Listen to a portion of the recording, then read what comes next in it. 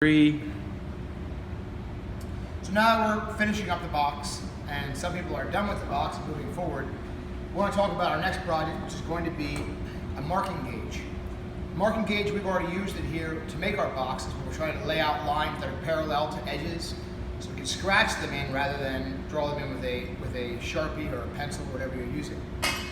Marking gauges are for metalworking, for scoring material, and they're also very much so used in woodworking because they produce a cut on there that allows a chisel to sit in the cut so that you're not messing around with whether you have your chisel on the line or if you're slightly skewed from the line. The marking gauge is going to give you no doubt what the answer is. So here's the marking gauge that we've done in the past, where I've had students develop a shape for the body here. This part is the body.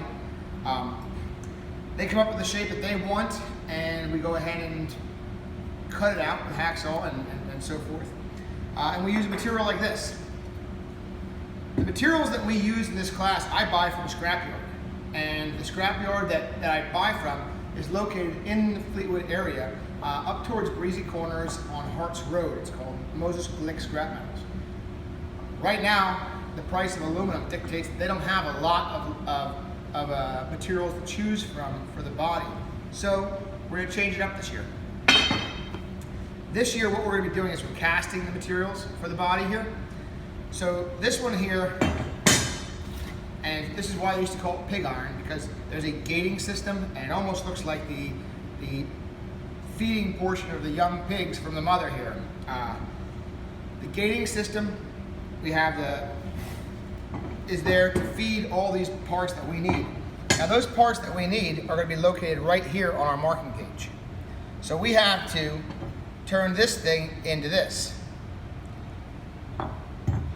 We've talked about in class, we talked about how to do the casting, so we're not going to go over a presentation on that or a demonstration for that right now.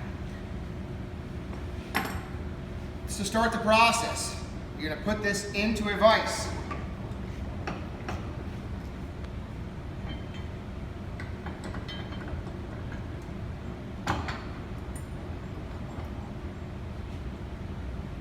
Get it held, and then we want to cut this out.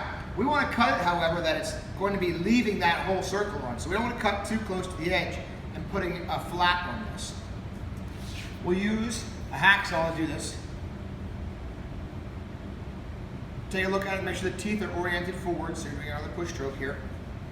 And what happens oftentimes with the hacksaw is that when we do aluminum, this is a soft material, it sometimes gets embedded between the teeth on here, so occasionally you may have to clean those out. But I'm going to do it at an angle. I'm going to come, since the round goes in this manner. Let me get something to draw that for you on that side. The round goes like this. So I'm going to cut one like that, and then like that.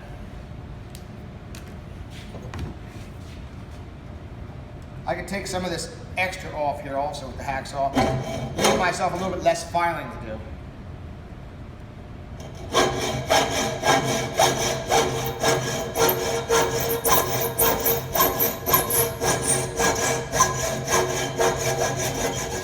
A hacksaw is not going to do a good job of following that round because we have about 1/2 of an inch here in width, so it won't take the turns as well as like a coping saw, which we're not going to use. So I'm going to come to the side of this now, and I'm going to dig back. I want to find a place where my blade is going to connect and bite, and I'll start turning it at that angle that I talked about. When you're using a hacksaw, it's all on the push stroke. We've talked about this before in here, but I still see people doing this kind of thing. We're trying to remove material, so it's remove. So I'm only putting any kind of force into my push strokes.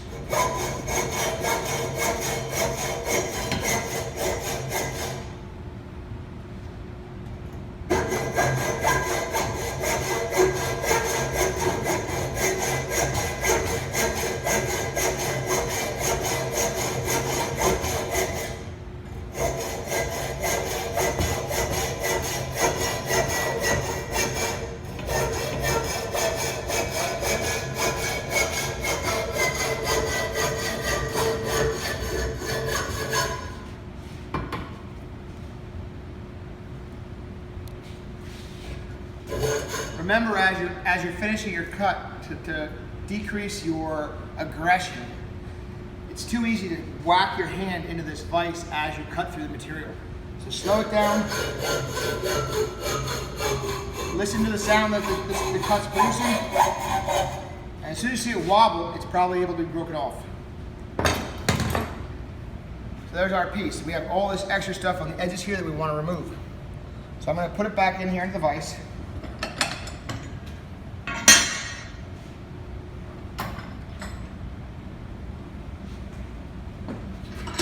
And I'm going to get a metal file.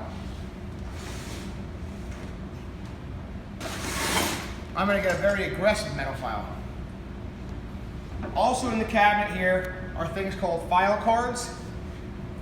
File card has a nylon brush side and it has a wire brush side, and it's used to clean out the grooves of the file. It's increasingly necessary when we're using aluminum because aluminum really beds itself into the file pretty easily. So we'll make sure we clear that out occasionally. File also is push stroke. So I'm not doing this. I mean, you can do that, but this is how you use a file.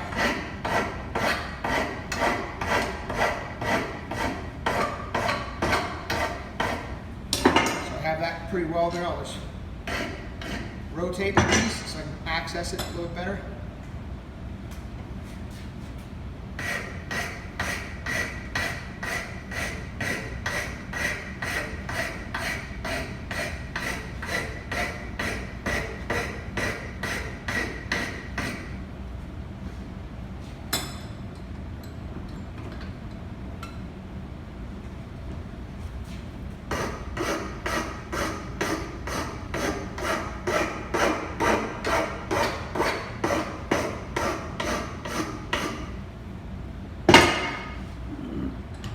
So now I have it pretty well to shape.